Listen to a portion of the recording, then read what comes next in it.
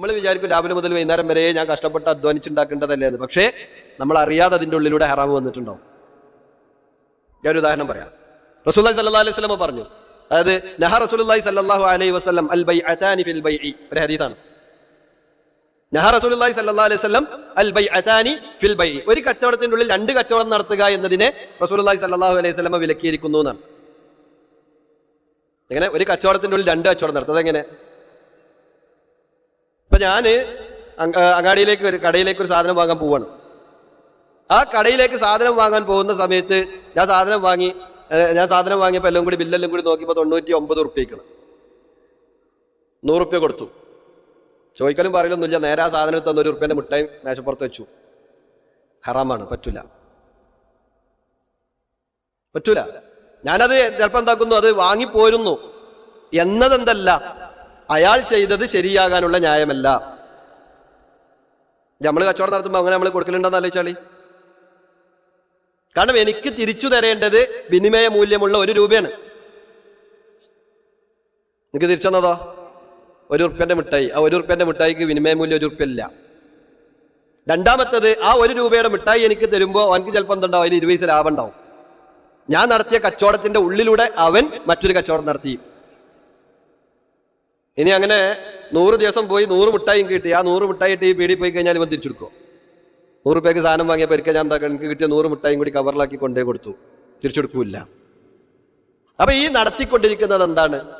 ഈ സാധു രാവിലെ കട തുറന്നിച്ച് കടയിൽ കച്ചവടം നടത്തി വൈകുന്നേരം മക്കളെ പോറ്റാൻ വേണ്ടി കഷ്ടപ്പെട്ട് തിരിച്ചു വരുമ്പോ ഞാൻ മാന്യമായ നിലക്ക് സമ്പാദിച്ചു എന്നുള്ള നിലക്കാണ് വരുന്നത്. പക്ഷെ ഈ കച്ചവടത്തിന്റെ ഫിഖ് അറിയാത്തത് കൊണ്ട് താൻ ഉണ്ടാക്കിയത് ഹറാമാണ്, താൻ ഊട്ടുന്നത് ഹറാമാണ്, താൻ ധരിപ്പിക്കുന്നത് ഹറാമാണ്, താൻ കുടിപ്പിക്കുന്നത് ഹറാമാണ്.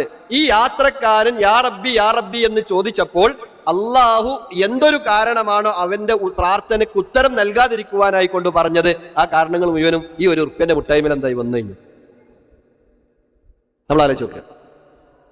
ഉമർ ബിൻ ഖത്താബ് റളിയല്ലാഹു അൻഹുവിന്റെ കാലഘട്ടത്തിൽ മദീനത്താരെങ്കിലും കച്ചവടം ഇടാൻ വേണ്ടി വരികയാണെന്നുണ്ടെങ്കിൽ ആദ്യം ഉമർ റളിയല്ലാഹു അൻഹു അവരോട് ചോദിക്കാറുണ്ടായിരുന്ന ചോദ്യം, നിങ്ങൾക്ക് ഫിഖ്ഹു തിജാർ അറിയുമോ എന്നാണ്. കച്ചവടത്തിന്റെ കർമ്മശാസ്ത്രം അറിയുമെന്ന് ചോദിക്കുന്ന. ഇല്ല എന്ന് പറഞ്ഞു കഴിഞ്ഞാൽ അത് പഠിച്ചിട്ട് വന്നിട്ട് കച്ചവടം ഇടാന്നാണ്. കച്ചവടം ഇടാൻ ലൈസൻസ് ഉണ്ടാക്കിയ ആളുകളുടെ കൂട്ടത്തിൽ ഒന്നാമത്തെ ആൾ അങ്ങനെ നോക്കണേ ഉമർ റളിയല്ലാഹു അൻഹു ആണ്. കച്ചവടത്തിനെ കുറിച്ചുള്ള കർമ്മശാസ്ത്രം അറിയാത്ത ആളുകൾക്ക് മദീനയിൽ കച്ചവടം നടത്താനുള്ള ലൈസൻസ് ആരും നൽകാറുണ്ടായിരുന്നില്ല. ഉമർ ബിൻ ഖത്താബ് റളിയല്ലാഹു അൻഹു അദ്ദേഹത്തിന്റെ കാലഘട്ടത്തിൽ നടത്താറുണ്ടായിരുന്നില്ല. കാരണം എന്താണെന്ന് വെച്ച് കഴിഞ്ഞാൽ റസൂലുള്ളാഹി പഠിപ്പിച്ച ഈ ഹദീസുകളാണ് ഇതിനൊക്കെയുള്ള കാരണം. ഇത് നമ്മൾ ഓരോരുത്തരും തിരിച്ചറിയേണ്ടതാണ്. ഇപ്പൊ നമ്മൾ റമദാൻ മാസമാണല്ലോ. അപ്പോൾ അങ്ങനെ അങ്ങാടി കൂടെ ഇങ്ങനെ വരുമ്പോൾ വല്ലയിടത്തും വത്തൊക്കെ ഇങ്ങനെ കൂട്ടിയിട്ടുണ്ട്. പ്രത്യേകിച്ചു അതിൽ 1-2 എന്താക്കിയിട്ടുണ്ടാവും, നടുകനെ മുറിച്ചാൽ പൊളിച്ചും വെച്ചിട്ടുണ്ടാവും. അപ്പോൾ നല്ല ചുവപ്പും കണ്ടപ്പോൾ നമ്മൾ എന്താക്കി, നേരെ പോയി ഒന്നെടുത്ത് ഏതായാലും ഇനിയിപ്പോൾ ഒരു കഷ്ണം കൊണ്ടിട്ട് ഇനി പെരി തികയാതെ കണ്ടാന്നുള്ള നിൽക്കാൻ, അല്ലെങ്കിൽ നാളെ ഇനിയിപ്പോൾ അതിന് ബാക്കി കഴിക്കാന്നുള്ള നിലക്ക് ഒന്നെടുത്ത് കൊടുത്തു. ഒന്ന് മുറിച്ചു നോക്കിയപ്പോൾ അതിൻ്റെ ഉള്ളിൽ ചുവപ്പില്ല എങ്കിൽ ആ കച്ചവടത്തിന്റെ ഇസ്ലാമിക വിധി ഹറാമാണ്, പറ്റൂല എന്നാണ്. അത് അയാൾ അതേപോലെ തിരിച്ചു കൊണ്ടുപോയി കൊടുത്താൽ അതേമാതിരി തിരിച്ചു വാങ്ങിയിട്ട് എന്താണ് ആ പൈസ തിരിച്ചു കൊടുത്തോളം എന്നാണ്. അതേ സമയത്ത് അവിടെ പൊളിച്ചു വെച്ചിട്ടില്ലായിരുന്നു, വത്തക്ക ഒന്നായിട്ട് കൂട്ടിയിട്ടിട്ടുണ്ട്.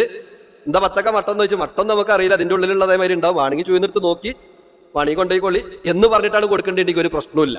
അതേ സമയത്ത് ഒരു സാധനം ഡിസ്പ്ലേക്ക് വെച്ചു കഴിഞ്ഞാൽ അതിന്റെ അർത്ഥം ബാക്കിയുള്ളതൊക്കെ ഇതുപോലെയാണ്, വേണമെങ്കിൽ കൊണ്ടുപോയിക്കോളൂ എന്ന ഒരു നിബന്ധന, അതല്ലെങ്കിൽ ഒരു എന്തുണ്ട് അവിടെ ഒരു പറ്റിക്കണ സ്വഭാവം അവിടെ ഉണ്ട്. അതുണ്ടാകാൻ പാടില്ല. ആ ഗസ് പോലും ഇസ്ലാം അനുവദിക്കണില്ല. ഒരു സാധനം ഡിസ്പ്ലേക്ക് വെച്ചുകൊണ്ട് വിൽപ്പന നടത്തുന്നുണ്ട് എങ്കിൽ അതേ ക്വാളിറ്റിയുള്ള അതേ വസ്തുക്കളാകണം വിൽക്കുന്ന മുഴുവൻ വസ്തുക്കളെന്നാണ്. അല്ല എങ്കിൽ അത് വാങ്ങിയ ആൾ തിരിച്ചു കൊടുത്തു കഴിഞ്ഞാൽ അത് നേരെ ഒരു പ്രയാസമില്ലാതെ തിരിച്ചു വാങ്ങിയിട്ട് പൈസ കൊടുത്തോളണം. ഏത് മാളുകളിൽ ചെന്ന് കഴിഞ്ഞാൽ അല്ലെങ്കിൽ ഏത് ടെക്സ്റ്റൈൽസിൽ ചെന്ന് കഴിഞ്ഞാൽ എവിടെ ചെന്ന് കഴിഞ്ഞാലും ബില്ലെന്ന് കഴിഞ്ഞാൽ അതിൻ്റെ അടി ഉണ്ടാവുന്നുണ്ട്. വിറ്റ സാധനം തിരിച്ചെടുക്കുന്നതല്ല, അതല്ലെങ്കിൽ വിറ്റ സാധനത്തിന് കാശ് തിരിച്ചു തരുന്നതല്ല എന്നാണ്. ഇസ്ലാമികമായി കൊണ്ട് ആ എഴുതി വെച്ചത് ഹറാമാണ്, അതിലൂടെ സമ്പാദിക്കുന്നതൊക്കെ ഹറാമാണ്. നമ്മൾ ആലോചിക്കണം. അതായത് കച്ചവടം എന്ന് പറയുമ്പോൾ തആവനു അലൽ ബിർരി വത്തഖ്വ, പരസ്പരം നിങ്ങൾ നന്മയിലും അതുപോലെ തന്നെ തഖ്വയിലുമായി കൊണ്ട് അള്ളാഹുവിനെ സൂക്ഷിക്കുന്നതിലുമായി കൊണ്ട് നിങ്ങൾ പരസ്പരം എന്താക്കുക, സഹകരിക്കുക എന്നതിന്റെ അടിസ്ഥാനത്തിലാണ്. ഒരാളെ കൊടുക്കുക എന്നുള്ളതിന്റെ അടിസ്ഥാനത്തിലോ അതല്ലെങ്കിൽ അതുകൊണ്ട് മറ്റവരെ പറ്റിച്ച് ഞാൻ വലിയ ആളാകുക എന്നുള്ള ഉദ്ദേശത്തിലോ അല്ല അള്ളാഹു സുബ്ഹാനഹു വ തആല നമുക്ക് കച്ചവടം സംവിധാനിച്ചു തന്നിട്ടുള്ളത്. അതാണ് തുടക്കത്തിൽ പറഞ്ഞത്, അൽ മാലു മാലുല്ലാ, ധനം അള്ളാന്റെതാണ്. അപ്പൊ അവന് എങ്ങനെ അത് കൈകാര്യം ചെയ്യാൻ പറഞ്ഞോ അങ്ങനെ കൈകാര്യം ചെയ്യാൻ പറ്റുള്ളൂ. ഇതൊക്കെ ഇതേപോലെയുള്ള ഗശ്, ഗബ്ന് എന്നൊക്കെ പറയുന്നതിന്, ചതി, വഞ്ചന, ഇങ്ങനെയുള്ള കാര്യങ്ങളൊന്നും ഉണ്ടാകാൻ പാടില്ല. ഇങ്ങനെയൊന്നും ഒരു കച്ചവടത്തിൽ ഉണ്ടാകാൻ പാടില്ല. അങ്ങനെ ഉണ്ടായി കഴിഞ്ഞ് അതിന്റെ ഭാഗമായി കിട്ടുന്നത് ഹറാമാണ്. അതുപോലെ തന്നെ നമ്മുടെ നാടുകളിൽ സാധാരണ നടക്കുന്ന സംഭവമാണ് ഖിമാർ, പന്തയെന്നതിന് പറയാം. ഖിമാറിന്റെ ഒരു സ്വഭാവം എങ്ങനെയാന്ന് വെച്ച് കഴിഞ്ഞാൽ, ഇപ്പൊ എന്റെ മുമ്പിൽ ഇരിക്കണങ്ങളൊക്കെ എല്ലാവരും എന്താക്കുന്നു, എല്ലാവരും നിങ്ങൾക്ക് 30 രൂപ വരും. അങ്ങനെ ഞാൻ ആ 10 രൂപ എല്ലാവരും കൂടെ ഒരുമിച്ച് കൂട്ടി വെച്ചു. ആ 10 രൂപ എല്ലാം കൂടി ഒരുമിച്ച് കൂട്ടി എന്റെ മുമ്പിൽ എന്തുണ്ട്, 100 രൂപയായി. ഇനി നറുക്കെടുത്തിട്ട് ആ നറുക്കിൽ ആർക്കാണ് പേരിട്ടുണ്ടോ അവൻ 50 കൊടുക്കും, രണ്ടാമത്തെ നറുക്കെടുക്കണമെങ്കിൽ 25 കൊടുക്കും, മൂന്നാമത്തെ നറുക്കെടുക്കണമെങ്കിൽ എന്ത് കിട്ടും, 10 രൂപ കൊടുക്കും. ഇങ്ങനെ ഉള്ള രീതികൾ, ഇതിനാ നറുക്കെടുപ്പ് എന്ന് പറയാം. ലോട്ടറി രീതിയിലാണ് വരിക. ലോട്ടറി ഹറാമാണെന്നുള്ള വിഷയത്തിൽ നമുക്കാർക്ക് അഭിപ്രായ വ്യത്യാസമില്ല. എന്നാൽ നമ്മളൊരു മോളിൽ പർച്ചേസിന് പോയി 1000 രൂപയ്ക്ക് സാധനം എടുത്തപ്പോൾ ഒരു കൂപ്പൺ കിട്ടി. ഈ കൂപ്പണിന്റെ വിധി എന്താണ്? എപ്പോഴെങ്കിലും നമ്മൾ ആലോചിച്ച് നോക്കിയിട്ടുണ്ടോ? എപ്പോഴെങ്കിലും നമ്മൾ ആലോചിച്ച് നോക്കിയിട്ടുണ്ടോ? അഥവാ ഇത്തരം കൂപ്പണുകൾ മുന്നോട്ട് വെക്കുമ്പോൾ ഇത്ര രൂപക്ക് സാധനം വാങ്ങിയാലാണ് കൂപ്പൺ ലഭിക്കുക എന്ന നിബന്ധനയുണ്ടെങ്കിൽ നേരത്തെ പറഞ്ഞ അതേ ലോട്ടറിക്കാണ് അത് വരിക. അങ്ങനെ 490 രൂപയ്ക്ക് ഞാൻ സാധനം എടുത്തു. ഞാൻ ക്യാഷ് ആയിട്ട് എന്താണ് ബിൽ കൗണ്ടറിൽ ചെന്നപ്പോൾ കൗണ്ടറിൽ നിന്ന് സെയിൽസ് അദ്ദേഹം പറയണ, കൗണ്ടറിലുള്ള ആൾ പറയണ, കാഷ്യർ പറയാണ്, 500 രൂപയ്ക്കായാലും നിങ്ങൾക്ക് ഒരു കൂപ്പൺ കിട്ടുട്ടോ, 10 രൂപയ്ക്ക് കൂടി സാധനം എടുത്താൽ മതി എന്ന് പറയുമ്പോൾ സ്വാഭാവികമായിട്ടും ഞാൻ തക്കും, എന്നാ ഒരു 10 രൂപേന്റെ ബിസ്ക്കറ്റും പേക്കറ്റ് വെച്ചാണെന്ന് പറയും. എനിക്കത് ആവശ്യം ഉണ്ടായിട്ട് വാങ്ങിയതല്ല. ഒന്ന്, ഞാനത് വാങ്ങിയത് എന്തിനാണ്? ആ കൂപ്പൺ കിട്ടാനും ആ കൂപ്പണിലുള്ള കാർ കിട്ടാനും തന്നെയാണ്. അപ്പൊ ഞാൻ 10 രൂപ മുടക്കി എനിക്ക് ആവശ്യമില്ലാത്ത മുതലിന് വേണ്ടി. ഇനി എനിക്ക് ആ 10 രൂപേന്റെ കാറ് കിട്ടുമോ കിട്ടൂലേ അതെനിക്കറിയില്ല.